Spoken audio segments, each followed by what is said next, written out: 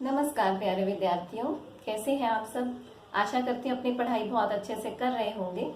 आज हमने जो उपन्यास को बीच में छोड़ा है, ये कह सकते हैं कि हमने अब तक एक भाग में आरंभिक उपन्यास और अलग अलग विद्वानों के द्वारा पहला उपन्यास कौन सा है इसको पढ़ा है। डिस्क्रिप्शन बॉक्स मैंने आपको उसमें लिख कर भी दिया था। अब मैं आपको बोलकर ही बता रही हूँ कि नीचे का डिस्क्रिप्शन बॉक्स देख लिया कीजिए। जो मैं आपको बोल रही हूँ वो सब आपको उसे डिस्क्रिप्शन बॉक्स में डिटेल में लिखा हुआ मिल जाएगा। खैर लास्ट के वीडियो में बहुत अच्छे से मैं डिस्क्रिप्शन बॉक्स में नहीं दे पाई थी, लेकिन इस वीडियो में पिछला और इस बार का पूरी तरह से आपको कवर्ड मिलेगा।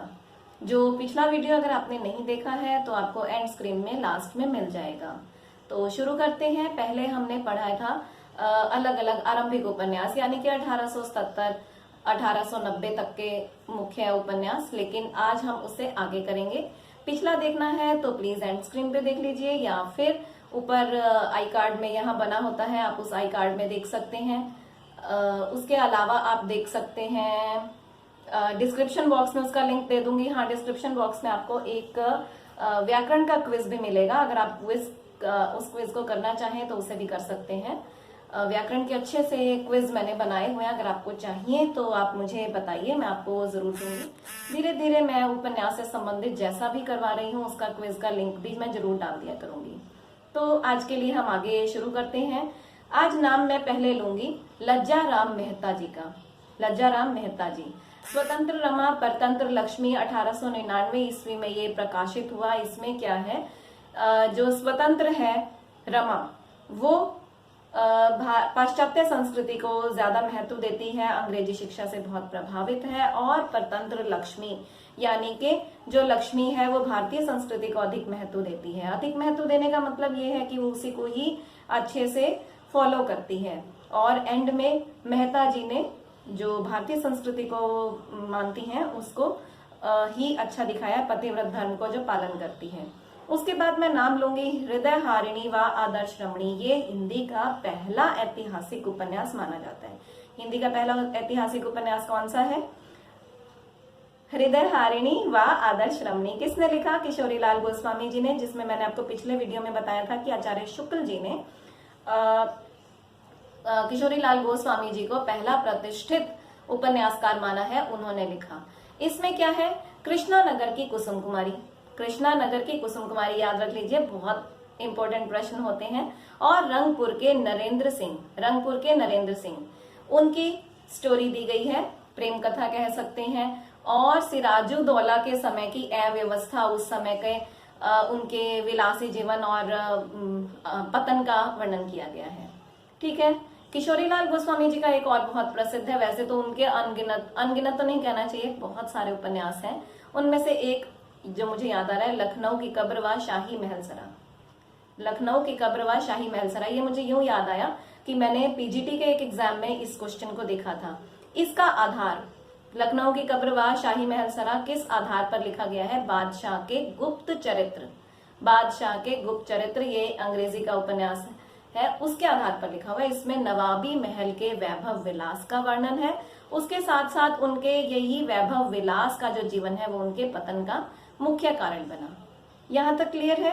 ये तीन उपन्यास, स्वतंत्र रमा, परतंत्र लक्ष्मी, हृदय हारिणी व आदर्श रमणी और लखनऊ की कब्र व शाही महलसरा, इस तरह से उनके किशोरीलाल गोस्वामी जी के और भी बहुत सारे प्रसिद्ध उपन्यास हैं।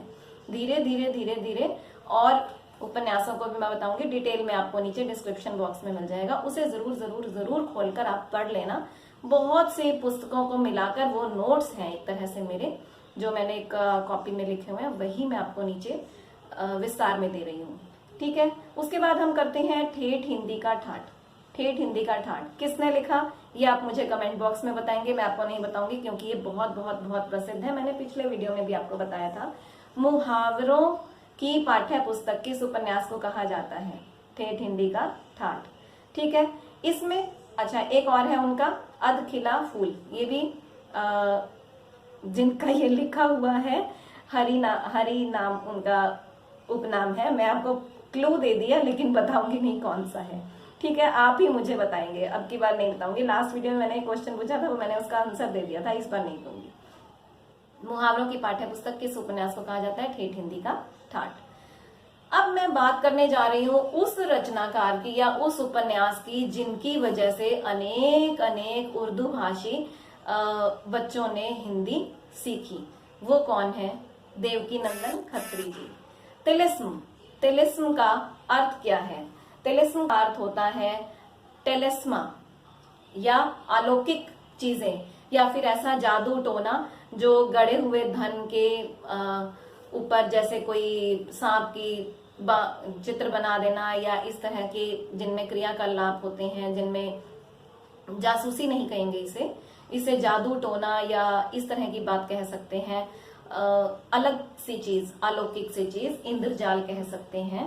तो इसे टेलिस्मा, यूनानी के टेलिस्मा नाम, और तिलिस्मा अरबी, तिलिस्मा अरबी, टेलिस्मा यूनानी, ये शब्द पीछे से हम कह सकते हैं।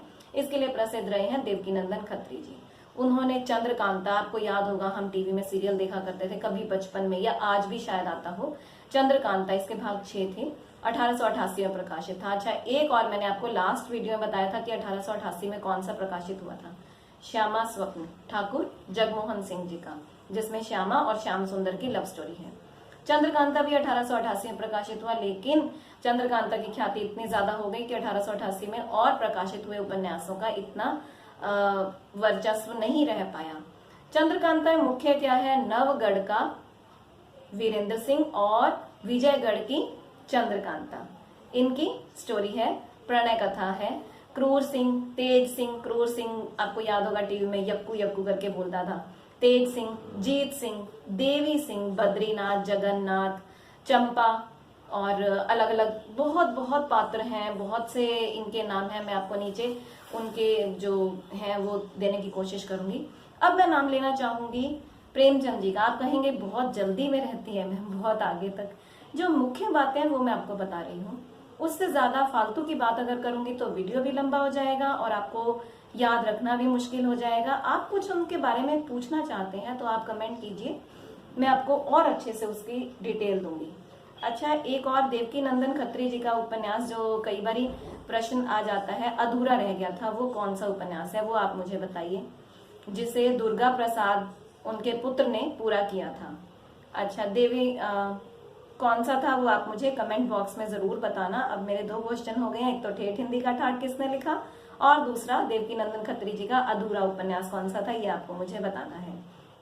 अब मैं नाम उसका लेना चाहूंगी जो कि इतने प्रसिद्ध रहे हैं हिंदी साहित्य के इतिहास में, उनका नाम अमर हो गया है।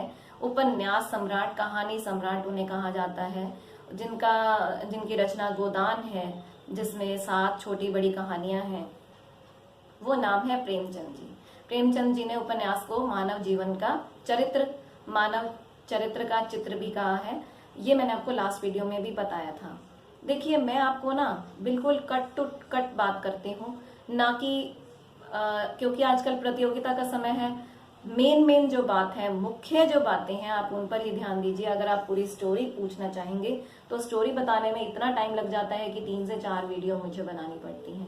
वो बनाने में मुझे कोई प्रॉब्लम नहीं है, लेकिन उससे आपका एग्जाम क्वालिफाई नहीं हो पाएगा, मेन बात ये है। ठीक है, प्रेमचंद, जहां पर हम ऐतिहासिक उपन्यासों की बात कर रहे हैं, उसमें एक प्रेमचंद जी का एक ही ऐतिहासिक उपन्यास है और वो है रूठी रानी। रूठी रानी में मारवाड़ के मालदेव और शेरशाह, मालदेव जो हैं उन्होंने शेरशाह को भी हरा दिया, कितनी बड़ी बात है, उनके भी छक्के छुड़ा दिए, लेकिन कहाँ आकर वो मतलब हार गए। जरजोर जमीन की बात होती है, अपनी रानी जो उनकी रूठी हुई रानी है इमादे, उसको नहीं मना पाए। ये स्टोरी है इसमें, प्रेमचंद का एक ही रूठी रानी है। अच्छा, उनके और भी बहुत से जो रचनाएं हैं बहुत बहुत प्रसिद्ध रही हैं। उपन्यास के ऊपर उनका मैंने एक बहुत अच्छा सा वीडियो बनाया जिसमें कट टू कट और बहुत अच्छे से नॉलेज दी गई है, शायद मैं डिस्क्रिप्शन बॉक्स में डाल भी दूं, आप उसको जरूर चेक कर लीजिए। अगला हमारा उपन्यास से संबंधित वीडियो होगा प्रेमचंद को लेकर। प्रेमचंद जी पर हम बहुत बढ़िया वीडियो बनाएंगे और आप उसमें से 1 से 5 प्रश्न अपने कंपटीशन एग्जाम में देख लेना, चाहे वो आपका पीजीटी का एग्जाम हो, चाहे वो आपका टीजीटी का हो, चाहे वो नेट का हो या कॉलेज लेक्चरर का हो, कोई भी टेस्ट होगा छोटे से छोटा बड़े से बड़ा प्रेमचंद जी को कवर किया ही जाता है। तो आज के लिए इतना ही करेंगे। थैंक यू और बेस्ट ऑफ लक।